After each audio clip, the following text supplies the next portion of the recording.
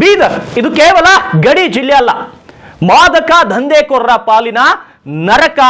ಗಡಿ ದಾಟಿ ಬರುತ್ತಿದ್ದ ಕೋಟಿ ಕೋಟಿ ಮೌಲ್ಯದ ವಿಷಯಕ್ಕೆ ಈಗ ಕಾಕಿ ಬ್ರೇಕ್ ಹಾಕಿದೆ.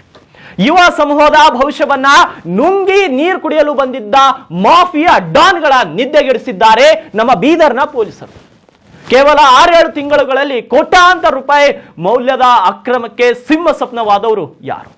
ಖಾಕಿಯ ಈ ಸಮರ ಆರಂಭವಾಗಿದ್ದು ಎಲ್ಲಿಂದ?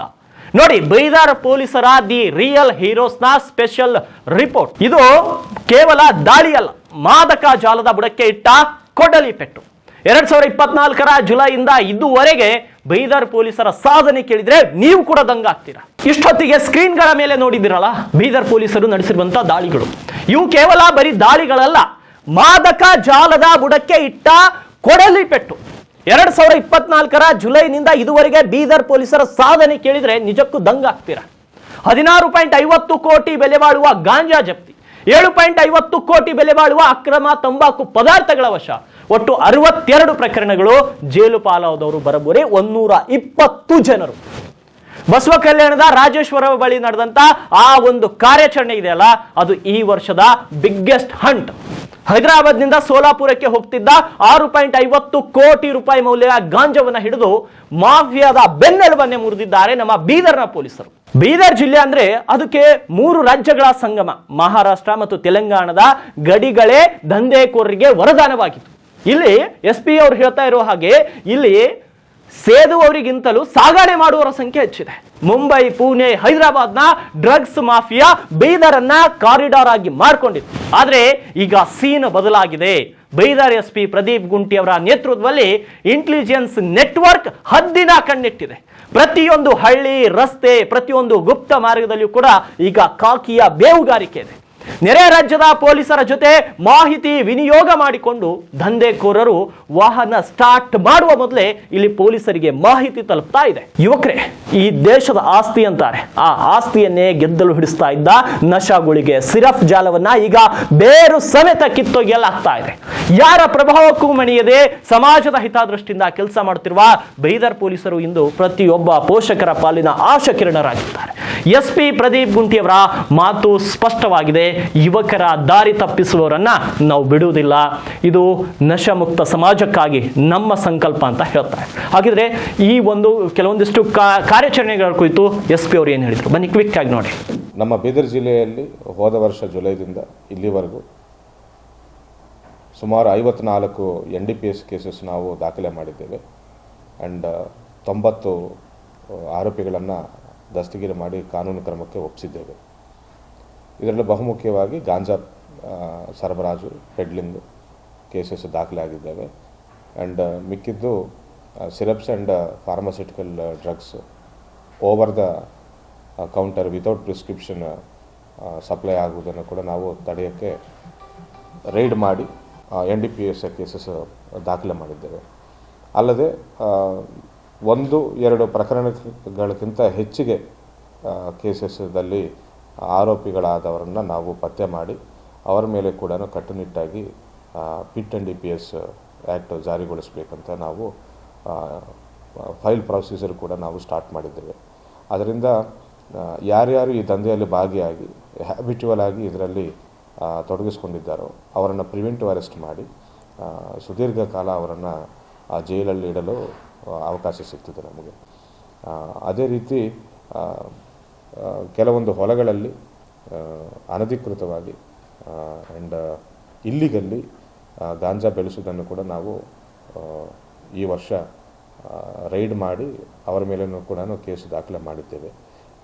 6 months 7 months ಆದ್ರೂ ಸಹ ಸುಮಾರು ಆರೋಪಿಗಳಿಗೆ ಇವತ್ತು ಕೂಡ ಬೇಲ್ ಸಿಕ್ಕಿಲ್ಲ. ಸೊ ಗಾಂಜಾ ಆ್ಯಂಡ್ NDPSನ್ನು ತಡೆಗಟ್ಟಲು ನಾವು ಕಷ್ಟಪಟ್ಟು ಬೀದರ್ ಸಿಟಿ ಪೊಲೀಸ್ ಆ್ಯಂಡ್ ಜಿಲ್ಲೆ ಪೊಲೀಸರು ಕೃಷಿ ಮಾಡ್ತಾ ಇದ್ದಾರೆ. We will stop. There is zero tolerance for drugs in Bidar district, especially ನಮ್ಮ ಬಾರ್ಡರ್ಸ್ ಲೈಕ್ ಮಂಠಾಳ ಆ್ಯಂಡ್ ಈ ಕಡೆ ನೋಡಿದರೆ ಚಿಂತಾಕಿ, ಆ ಕಡೆ ಔರಾದ್ ಬಾರ್ಡರ್ಸಲ್ಲಿ ಎಸ್ಪೆಷಲಿ ಸ್ವಲ್ಪ ಜನರಿಗೆ ಆ್ಯಕ್ಸೆಸ್ ಕಮ್ಮಿ ಇರುವಂಥ ಹೊಲಗಳಲ್ಲಿ ಗಾಂಜಾ ಬೆಳೆಸುವುದನ್ನು ನಾವು ಗಮನಿಸಿದ್ದೇವೆ. ಮಂಠಾಳದಲ್ಲಿ ದೊಡ್ಡ ಪ್ರಮಾಣದಲ್ಲಿ ಲಾಸ್ಟ್ ಇಯರ್ ಸಿಕ್ಕಿದೆ. ಚಿಂತಾಕಿ ಅವರಾದಲ್ಲಿ ಮಾತ್ರ ಒಂದು 40 ಗಿಡಗಳು 50 ಗಿಡಗಳು ಇಲ್ಲಿಗಲ್ಲಿ ಕಲ್ಟಿವೇಟ್ ಮಾಡೋದನ್ನು ನಾವು ಗಮನಿಸಿದ್ದೇವೆ. ಸೊ ಈಗ ಅಗ್ರಿಕಲ್ಚರ್ ಡಿಪಾರ್ಟ್ಮೆಂಟ್ ಬೇರೆ ಡಿಪಾರ್ಟ್ಮೆಂಟ್ಗಳೊಟ್ಟಿಗೆ ಕೂಡ ಕೋಆರ್ಡಿನೇಟ್ ಮಾಡಿಕೊಂಡು ಅವರು ಕೂಡ ಸರ್ವೆ ಹೋದಾಗ ಈ ಮಾಹಿತಿ ತೆಗೆದು ನಮಗೆ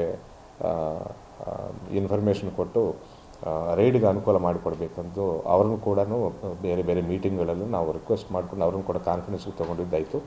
ಅದೇ ರೀತಿ ಸಿಂಥೆಟಿಕ್ ಟ್ಯಾಬ್ಲೆಟ್ಸ್, ಈ ಪಿಲ್ಸ್, ಸಿರಪ್ಸ್ ಇವು ನೋಡಿದಾಗ ನಾವು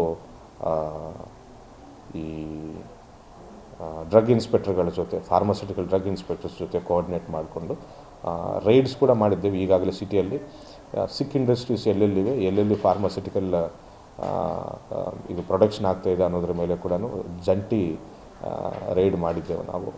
ಆ್ಯಂಡ್ ಕೆಲವು ಫಾರ್ಮಾಸ್ಯೂಟಿಕಲ್ ಅಂಗಡಿಗಳನ್ನು ಕೂಡ ರೈಡ್ ಮಾಡಿ ನೋ ಇಲ್ಲಿಗಲ್ ಸ್ಟಾಕ್ ಅಂತ ನಾವು ಖಚಿತಪಡಿಸ್ಕೊಂಡು there will be no supply ಅಂತ ನಾವು ಇದು ಮಾಡಿದ್ದೇವೆ. ಲಾಸ್ಟ್ 2 months ಹಿಂದೆ ನಾವು ನೋಡಿದ್ದಾಗ one medical wholesale shop from Telangana ಸಂಗಾರೆಡ್ಡಿದಿಂದ ಸಪ್ಲೈ ಆಗ್ತಿರೋದನ್ನು ಗಮನಿಸಿ ಅಲ್ಲಿ ಕೂಡ ರೈಡ್ ಮಾಡಿ ಅರೆಸ್ಟ್ ಮಾಡಿದ್ದೇವೆ ಆ ಓನರ್ನ. ಅವರು ಕೂಡ ಇಲ್ಲಿವರೆಗೂ ಬೈಲ್ ಸಿಕ್ಕಿಲ್ಲ. ಸೊ ನಾವು ಎಲ್ಲರಿಗೂ ಒಂದು ಸಂದೇಶವನ್ನು ಏನು ಹೇಳಬೇಕಂತಿದ್ದೇವೆ ಅಂದರೆ, ದಯವಿಟ್ಟು ಇದರಲ್ಲಿ ತೊಡಗಿಸ್ಕೋಬೇಡಿ. ಡ್ರಗ್ಸ್ ದಂಧೆಯಲ್ಲಿ ಬಹಳ ಕಠಿಣವಾದಂಥ ಪನಿಷ್ಮೆಂಟ್ ಆಗ್ತಾಯಿದೆ ಆ್ಯಂಡ್ ಬೇಲು ಸಿಗೋದು ಕೂಡ ಕಷ್ಟ ಆಗ್ತಾಯಿದೆ ಅಂತ ನಾನು ಹೇಳ್ತಾ ಇದ್ದೇನೆ.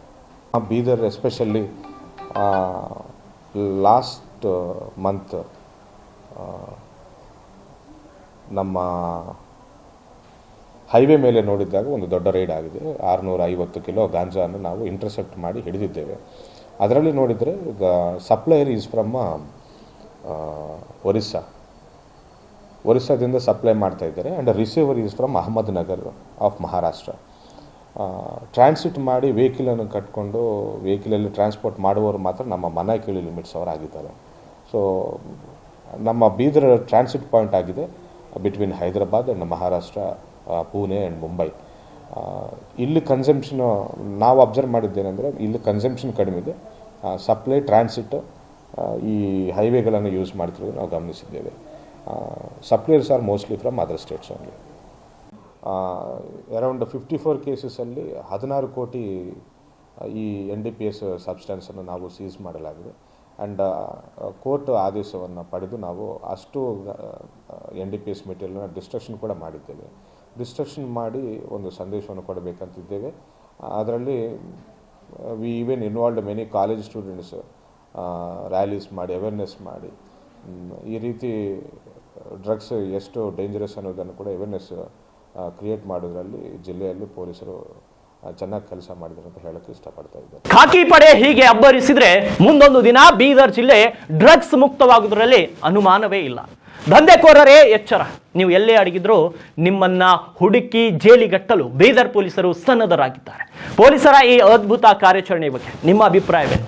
ಕಮೆಂಟ್ ಮಾಡಿ ಮತ್ತು ಸತ್ಯದ ಪರವಾಗಿರುವಂತಹ ನಮ್ಮ ಪೊಲೀಸ್ ಇಲಾಖೆಗೆ ಒಂದು ಸೆಲ್ಯೂಟ್ ಹೊಡಿರಿ ಮತ್ತು ನೋಡ್ತಾ ಇರಿ ಉತ್ತರ ಕರ್ನಾಟಕ ನ್ಯೂಸ್.